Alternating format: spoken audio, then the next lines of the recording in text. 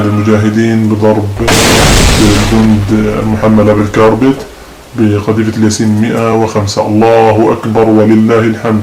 مضى أكثر من 24 ساعة، نقلة الجند مضروبة والعدو لحتى الآن لم يسحبها من المكان. بسم الله.